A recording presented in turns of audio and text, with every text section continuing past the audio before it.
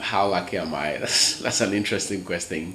I think I'm lucky. I'm lucky because I'm a favored child. I think I'm a gifted young man, a sharp young man as well.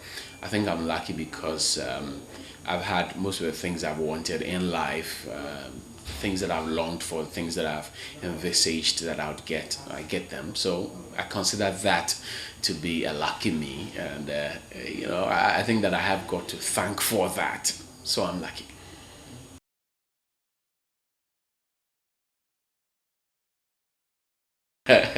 Funniest thing that happened to me was I met an old friend of mine, from back in the day, at the GIJ, and we had some very interesting stuff to share. Especially would go to Auntie Philly's eatery to go and credit food, because she thought that we were very sharp young men, fine, and all of that. So she thought we were trustworthy, and so she would give us food on credit and then would come and pay later. And he met me because he had seen some of my, billboards around town. Says, "Kwe, oh, Filini and Yao, when I come over, you be a big man."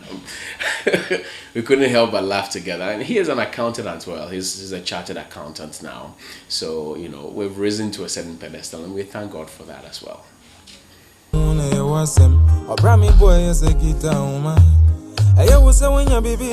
My mom, yes, my mom. I give her gifts every now and then because I think that she's a very strong woman, especially following the demise of my dad. May he rest in peace, ADP Johnnie Hughes Senior, former head of industries, projects and developments of the Ghana Prison Service. So, my mom was a necklace I saw in town, and then I gave it to her. It was about 3 weeks ago. So, my mom, because she is so close to me, and you have no idea. You don't want to go there.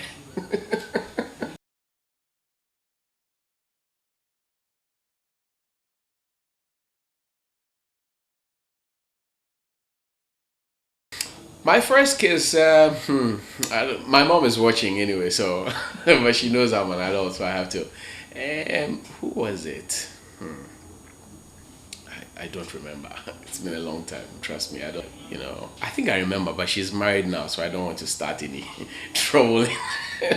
It started. I mean, she was back in the day. She was in St. Mary's Secondary School. We had gone for Congress at the Accra Academy. It was the Greater Accra Students Representative Council Congress. I was an SRC vice president, compound prefect. You had all the swag in the class, and people were following up on that, and you drew a lot of people to you, and one thing to led to the other at the dinner, and I had my very first kiss. It was a good kiss, very good one indeed.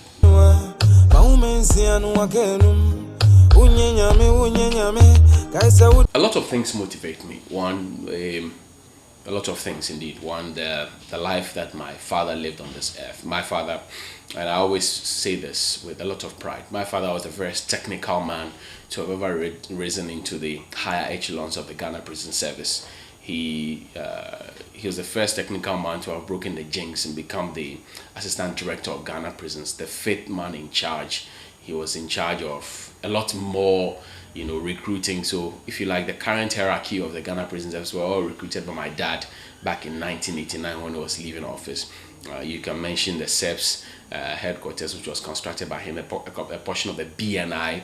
You can talk about the Odogono Secondary School, Military Academy and Training School, part of it. You can talk about the Prisons Interdenominational Church and many others. Here's a man who himself was not from, a very rich home, a very affluent home. But I'm motivated by his life, and I think that motivates me. I also would give some credit to Mr. Kwesi Chedakwa KKD. He's my chief mentor, and since I came into contact with him, people think that he's all flashy and all of that, but look, dude is very, very deep. He has some very keen lessons about life that he would want to teach you, and he indeed teaches me. He calls me every now and then to check up on me, to give me a few tips, especially when he's done what I'm doing now. He's done it and sold all the franchise for it. So that motivates me as well. I'm motivated by the kind of good friends I also keep. I joke a lot, but I have a lot of very wonderful friends around me who keep me going and make sure that I'm very well motivated. My brain is properly lubricated, if you will.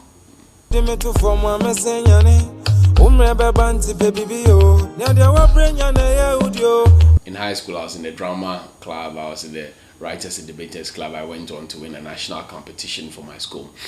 In high school, you will find me in the Ghana Olympic Committee. So in 2001, when the Queen's Baton Jubilee Relay came to Ghana, I was one of the few, students from Ghana who had a chance to hold that torch. Also, you remember Muhammad Ali came to Ghana with Will Smith to come and do a movie at the Independence Square. They drove through town and all of that. I was one of the selected students who have gone there. And those things came because you were doing very well in class. And the teachers will select those who were doing very well in school because they know that even if you lost time, you could still make up for it, on your own through self-study. So in school, I was calm, I was cool, I was collected, I was very jovial. You will find me 1 or 2 times with the bad boys, a couple of times with the good boys. But I was more than an average student. I was a good student. And I was very well known in school. Back in school, they used to call me Saint Optical. I mean, I don't know why they give me that name, but that's what they used to call me. And some people argued that because I could see things from afar and perceive things and actually say when they were going to happen, and they did indeed happen. So, they called me Saint Optical. But back in school, I was a good boy considerably.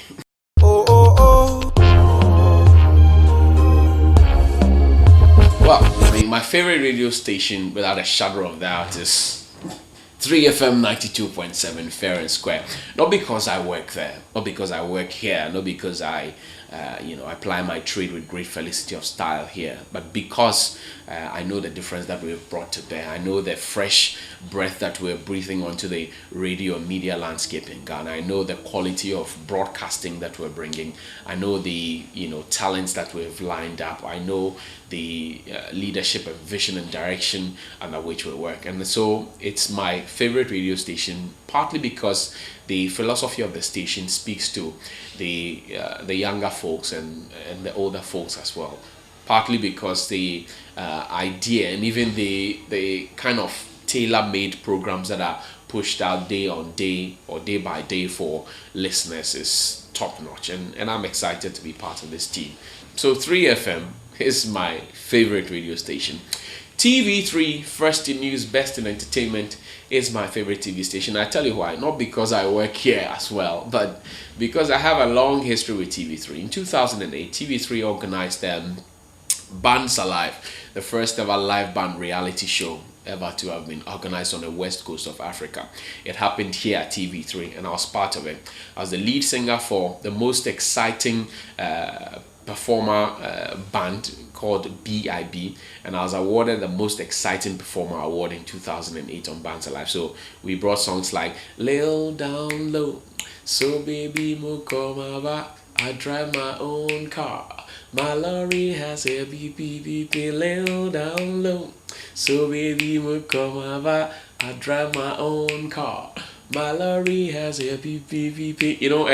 And we had a chance to meet likes like Mark Tonto of blessed memory, Jedu Blay, Bessa Simons, Ben Bracco, Nanan Kroma of Uhuru Dance Band, Rex Omar, Amanzeba Natbrew, Charles Samoa, who was a mentor and teacher at the time, and a whole lot of people. So for me, TV3's lineup of programming, from its top-notch news to its series and homegrown programs. I mean, talk about Ziban, talk about Asanka, talk about the Sunrise Show, talk about the many others. I mean, I'm spoiled for choice. Ghana's Most Beautiful, and Mentor, and all of those ones. It becomes my station of choice, and I want to watch it every single day.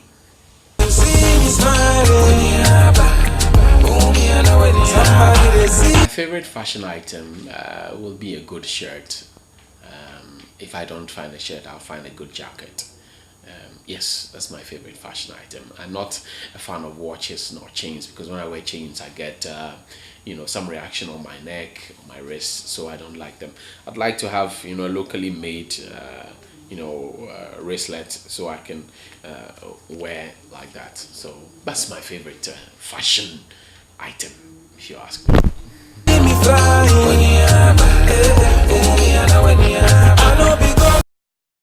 favorite place of holiday. Well, I haven't had the chance to go there yet, and I haven't had the money to go there yet either. Maybe someday when they start paying me a 20 decade salary, I should be able to afford that. But my favorite place will be in South Africa. I like to go to the birthplace of Nelson Mandela. I like to go into that part of town. I like to get in tune, touch with, nature and enjoy. I've traveled extensively around Ghana. I'm sure people will be asking, okay, so why is he not choosing Ghana? Well, the deal with Ghana is that I've gone from Abelempe all the way to Zabzugu Tatale. I've gone to Golu. I've gone to Hamile. I've gone to Nzima. I've gone to Boho. I've gone to Chibi. I've gone to Achim. I've gone to wherever, name it. I've gone round because I used to host a Good Life game show, which was by the USAID, the Johns Hopkins University, and the Ghana Health Service. And what happened was that we went around the country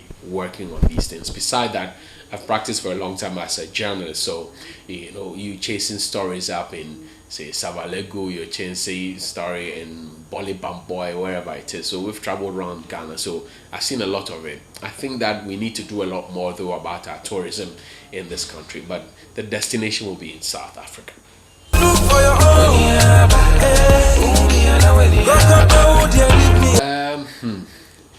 The ideal kind of woman is the woman I have right now.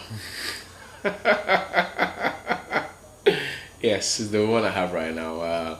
Men will always be men. Men will always go for, things. They would like to have, women who have a beautiful future, women who have glorious past, women who have a beautiful present and all of that. But, I mean, the ideal woman is the woman I have right now.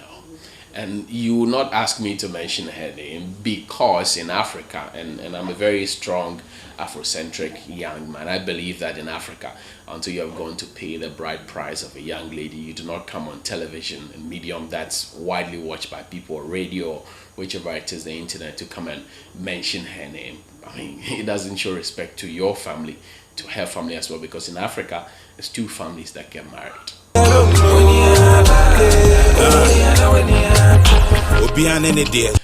Well, I miss my dad driving me to school. I miss the fact that, we could have a chance to see our dad, if you like,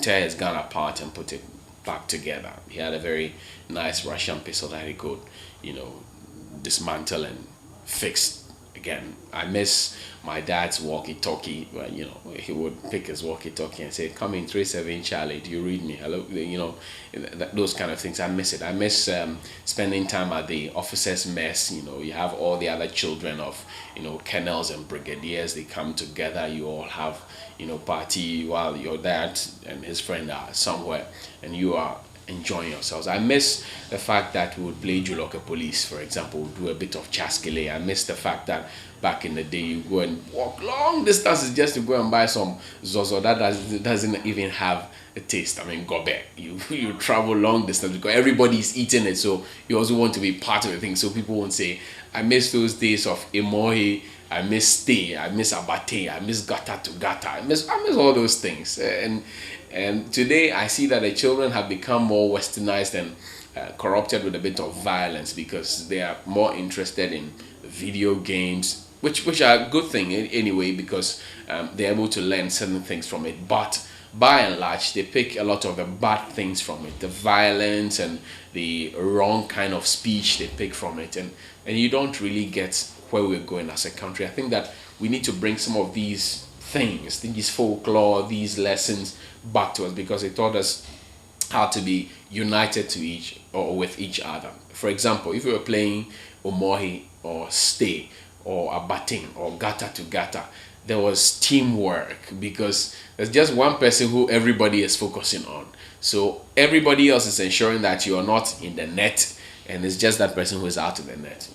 Fast forward to this day and age, and you have people who are playing video games and they are with themselves and by themselves and just focusing on their phone and they're just with themselves. So people can sit in a room for 3-4 hours and nobody's talking to anybody.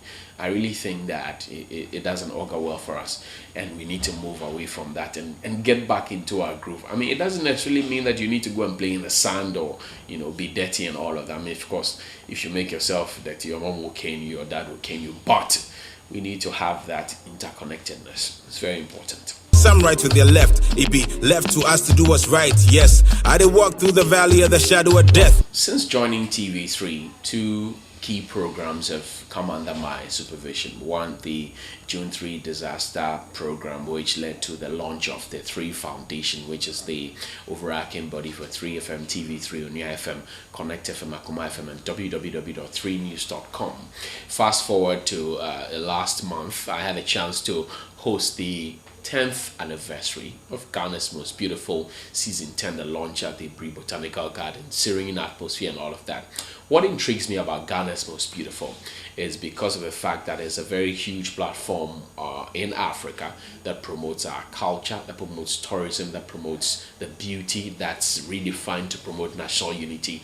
That particular platform that connects all manner of tribes across the country, and it's done that unparalleled for 10 solid years. This year is the 10th year, so ladies from all over, there's Alaya, there's Deme, there's Efwa, there's Na, there's Bedu, there's Kafui, and all manner of beautiful, very, very solid damsels who are participating.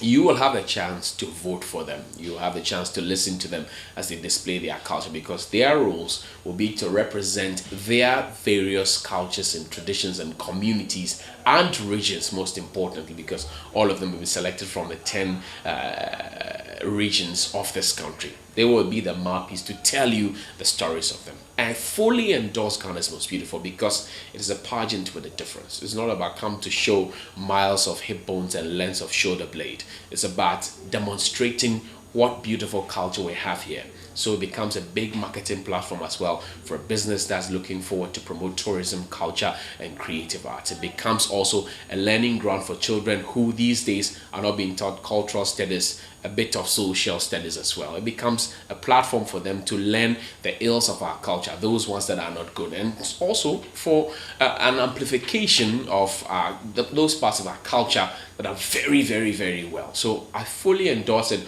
115%, and I think that you should watch it. Build up and follow your contestant, because you need to vote for them on short code 1413 across network. Cheers. I know they fear who still got to pep in my step. The game be foul, I did watch the ref. I know even build a house, but I built a rep. Dangote cement.